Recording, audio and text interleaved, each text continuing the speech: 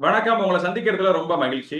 இந்த ட்ரைனிங் வீடியோல பதட்டம் எப்படி வேலை செய்யுது, அது மீட்டிங்ஸ்ல உங்களை எப்படி கண்ட்ரோல் பண்ணுதுன்னு நீங்க இன்டெப்தா கத்துக்க போறீங்க. மொத்தம் இதுல 3 பகுதிகள் நம்ம பார்க்க போறோம். முதல் பகுதி பதட்டத்தினுடைய மெக்கானிசம் என்ன? அது எப்படி தான் வேலை செய்யுது? 2வது பகுதி மீட்டிங்ஸ்ல பதட்டம் எப்படி வருது? 3வது பகுதி இந்த பதட்டத்துல இருந்து வெளில வரணும்னா ஒரு காமான பர்சனா நீங்க மாறணும்னா அதுக்கான சொல்யூஷன் என்னன்னு சொல்லி நீங்க கத்துக்க போறீங்க. என்னுடைய பெயர் ராஜா. நான் தமிழ் ஒர்க்கிங் ப்ரொஃபஷனல்ஸ்க்கு அவங்க ஒர்க் பிளேஸ் கான்ஃபிடன்ஸை இன்க்ரீஸ் பண்றதுக்கும் அது மூலமா அவங்களுடைய வாய்ஸ் அவுட் பண்றதுக்கும் நான் ஹெல்ப் பண்ணிக்கிட்டு இருக்கேன். இந்த ட்ரைனிங்குள்ள நம்ம ஜம்ப் ஆயிடலாம். முதல்ல நம்ம ஆன்சைட்டியோட மெக்கானிசத்தை நம்ம பார்த்துருவோம். ஸோ ஆன்சைட்டி எப்படி ஒர்க் ஆகுதுன்னு பார்த்தீங்கன்னா ஒரு சிம்பிளா ஒரு 6 ஸ்டெப்ல நான் போட்டிருக்கேன். இந்த மேப் நீங்க பார்த்தா தெரியும். ப்ரெடேட்டர், மைண்ட் ரியாக்ஷன், பாடி ரியாக்ஷன், சேஃப்டி ஸ்விட்ச், ரிலீஃப், ரீஇன்ஃபோர்ஸ். ஏன்னா என்னென்னவோ எழுதிருக்கீங்க, எனக்கு ஒண்ணுமே புரியல, நீங்க யோசிக்கலாம். ஒண்ணு ஒண்ணா பார்த்துருவோம். முதல்ல பதட்டம் ஆரம்பிக்கணும்னா ஏதாச்சும் ஒரு ஸ்டார்டிங் பாயிண்ட் உண்டு. ஒரு காரணத்தினாலதான் உங்களுக்கு பதட்டம் வரும், சும்மாலாம் வராது. ஏதோ ஒரு ஆபத்து, ஏதோ ஒண்ணு என்னால கையாள முடியாதது, ஏதோ ஒண்ணு என்னுடைய இமேஜை கெடுத்துரும், ஏதோ ஒண்ணு எனக்கு டிஸ்டர்ப் பண்ணிடும், ஏதோ ஒண்ணு எனக்கு பிரச்சனை கொடுத்துரும், அங்கதான் பதட்டம் ஆரம்பிக்குது. அதுதான் பிரெடேட்டர். பிரெடேட்டர்னா இப்போ ஒரு மானுக்கு ஒரு சிங்கம் தான் பிரெடேட்டர். அதே மாதிரி உங்களுக்கு பிரெடேட்டர் எது? உங்களை வேட்டையாடக்கூடிய விஷயம், நீங்க பார்த்து பயப்படுற விஷயம். கூட்டம், கூட்டத்தை பார்த்தா பதட்டம் வந்துடும். மீட்டிங்ஸ், மீட்டிங்ஸ்னாலே பதட்டம் வந்துடும். என் மேனேஜர் மூஞ்ச பார்த்தாலே பதட்டம் வந்துடும். திடீர்னு கொஸ்டின் கேட்டா பதட்டம் வந்துடும். என்னை எல்லாரும் திரும்பி பார்த்துட்டாங்கன்னா பதட்டம். யாராச்சும் என்ன கண்ணை பார்த்து பேசுறாங்கன்னா பதட்டம் வரும். ஸோ அது உங்களுடைய பிரெடேட்டர். மைண்ட் ரியாக்ஷன்னா என்ன? அந்த மொமெண்ட்ல, இந்த பயப்படக்கூடிய மொமெண்ட்ல இந்த மனசு என்ன பண்ணுது? Over think.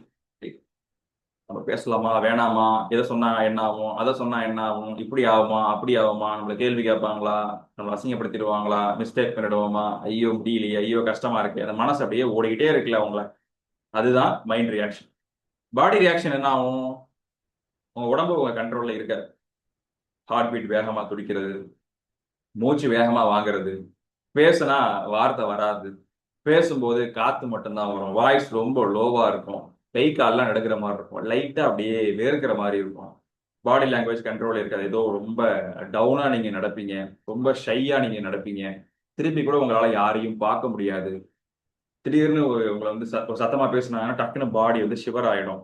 இதெல்லாம் வந்து பாடி ரியாக்ஷன். நம்ம கண்ட்ரோல்ல இது இல்லை.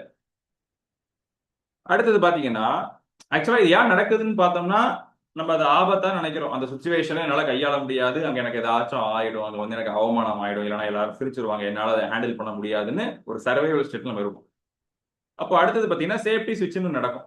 நான் இதை தப்பிக்கணும், நான் ஒரு ஆபத்துல இருக்கேன், நம்ம ஆபத்தா பாக்குறோம் இல்லையா, அதை நான் தப்பிக்கிறதுக்கு என்ன பண்ண போறாங்கிறது கேள்வி. இது வந்து என்னுடைய சர்வைவல் ஒரு மெத்தட். இதை நம்ம என்ன பண்ணுவோம் பொதுவா? அங்க நம்ம பேச மாட்டோம், அமைதியா இருந்துருவோம்.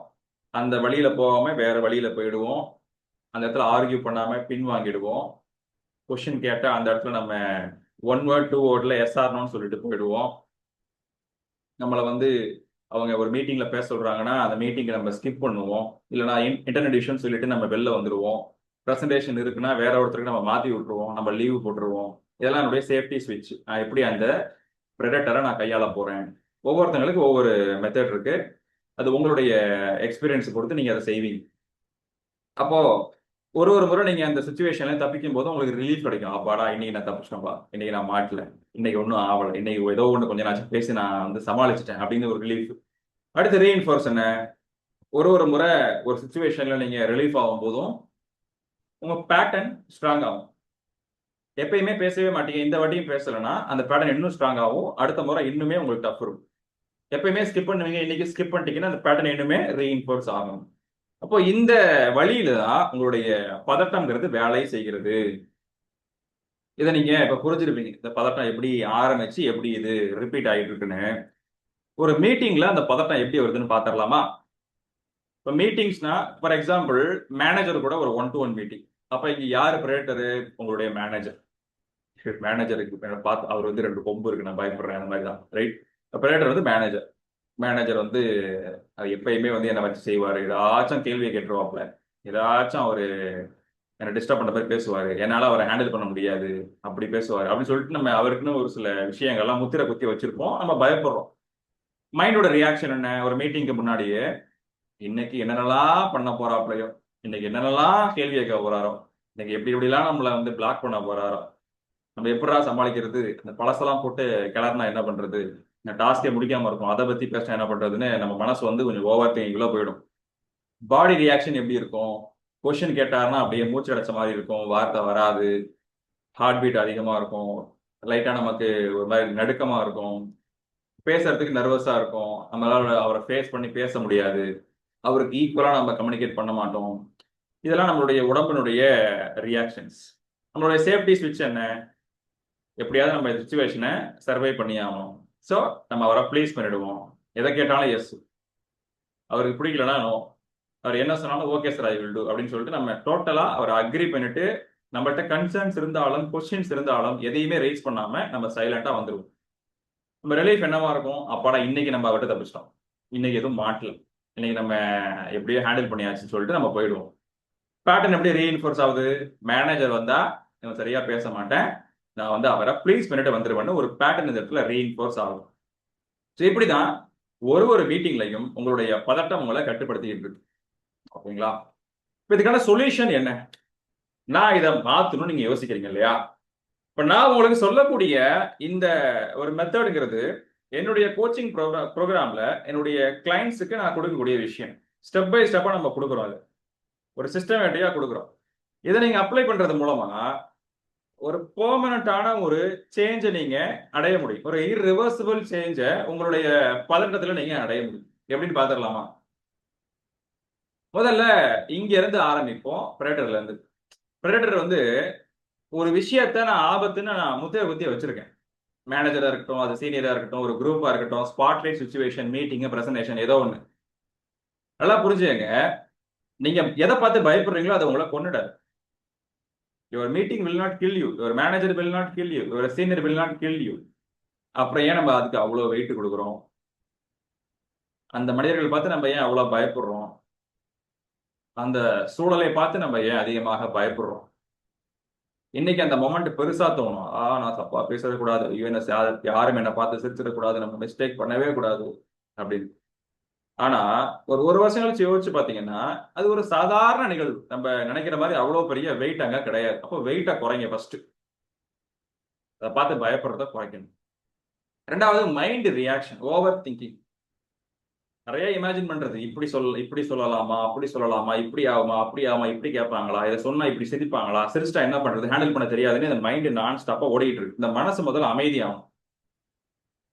ஃபர்ஸ்ட் நீங்க பண்ண வேண்டியது என்னன்னா, உங்க தாட்ஸ் மேல உங்களுக்கு அவேர்னஸ் வேணும். நம்ம அவேர்னஸ் டூல்னு சொல்லுவோம். இந்த மனசு உங்கள்கிட்ட எப்பயுமே பேசிக்கிட்டே தான் இருக்கும். அதுவும் பதட்டம் வந்துடுச்சுன்னா நிறையவே பேசும். அங்க ப்ராப்ளம் என்னன்னா, நம்ம அந்த எண்ணங்களை கவனிக்கிறதே இல்லை. மனசு மீது நமக்கு கண்ட்ரோல் கிடையாது. அது என்ன வேணாலும் பேசுது, நம்ம அப்படியே கேட்கிறோம், அப்படியே பயந்துட்டு இருக்கோம்.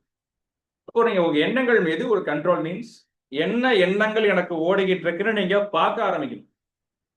ஓகே, இப்போ மீட்டிங் பத்தி பயங்கள் வந்துட்டு இருக்கு, மேனேஜரை பத்தி யோசிக்கிறேன், சுச்சுவேஷன் பத்தி யோசிக்கிறேன், மீட்டிங் முடிஞ்ச அப்புறம் என்ன நடக்குன்னு யோசிக்கிறேன், நான் இந்த இடத்துல ஓவர் திங்கிங் போயிட்டு இருக்குன்னு எண்ணங்கள் மீது உங்களுக்கு விழிப்புணர்வு நீங்க வளர்த்துக்கணும்.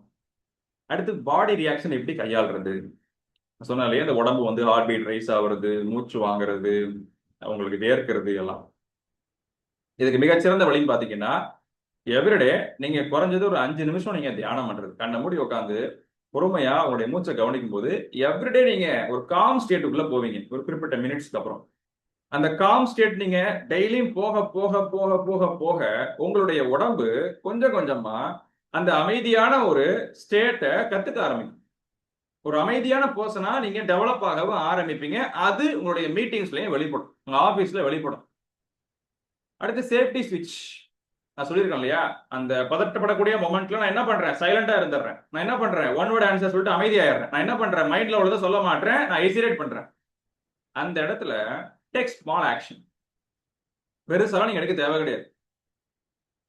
எஸ்ன்னு சொல்ற இடத்துக்கு பதிலா ஏன் எஸ்ன்னு சொல்றீங்க, அந்த ஒரு லைனா பேசுங்க. ஒரு லைன் பேசுற இடத்துல 2 லைனா பேசுங்க. தலை குனிஞ்சு பேசுற இடத்துல அப்படி நிமிர்ந்து பேசுங்க. வீடியோ ஆஃப் பண்ணி உட்கார்ற மொமெண்ட்ல வீடியோ ஆன் பண்ணி உட்காருங்க. அந்த கூட்டத்துக்கிட்ட போவே மாட்டேன், கூட்டத்துக்கிட்ட போங்க. லஞ்சில் வந்து நான் குரூப்பா உட்கார மாட்டேன், குரூப்பா போய் உட்கார ட்ரை பண்ணுங்க. ஐடியா இருக்கு, ஐடியாவை சொல்ல மாட்டேன் சார். ஐடியாவை வாயை திறந்து சொல்லுங்க.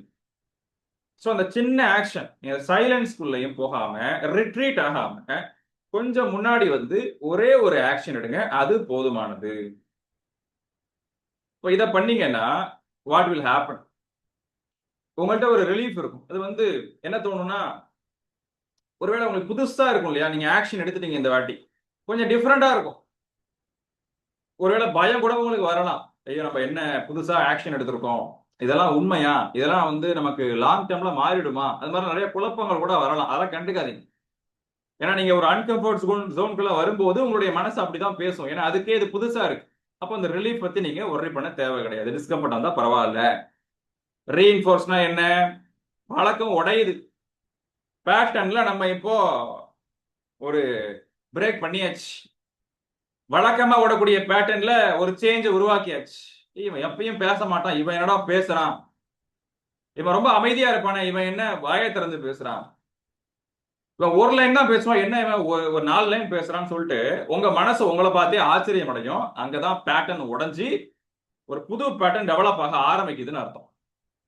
அப்ப இதுதான் நம்மளுடைய ஆன்சைட்டிக்கான ஒரு சொல்யூஷன். நம்மளுடைய ப்ராசஸ் இதுதான்.